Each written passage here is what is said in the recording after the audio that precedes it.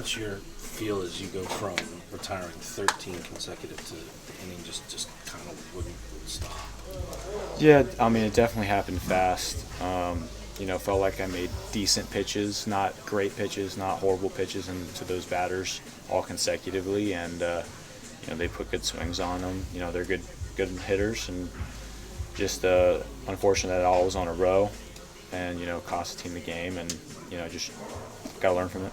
When you go back to look at that, what do you look for? Sequencing, placement? What do you think? A little bit of everything.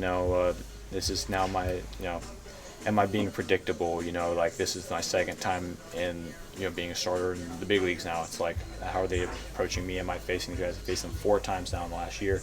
Am I pitching them in the same patterns? Stuff like that. And then placement. I mean, just trying. Some of those pitches weren't my best spots, and that's kind of where you get beat. I think 7 of the homers have come on the four-seam fastball. Do you feel like they're sitting on that pitch, or is it a location thing with the fastball?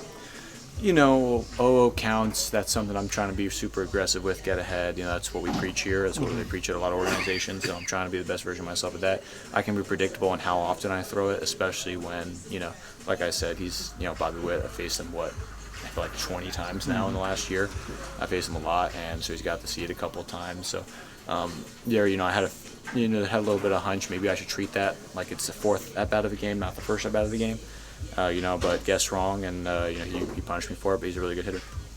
Andre, for somebody who stylistically pitches the way you do, where there's going to be contact, there's going to be balls in play, how do you kind of weigh out what the BABIP stuff looks like? Is that a number that you can focus on and you can try to deal with, or is that once the ball's out of your hand, the ball's out of your hand? How do you kind of evaluate that stuff? Yeah, I mean, once the ball's out of my hand, it's, that's not something I can control where they hit and how they hit it, but I can try and put those pitches in the best possible spots where they don't, maybe they pop them up or they hit the ground balls like softer or worse launch angle.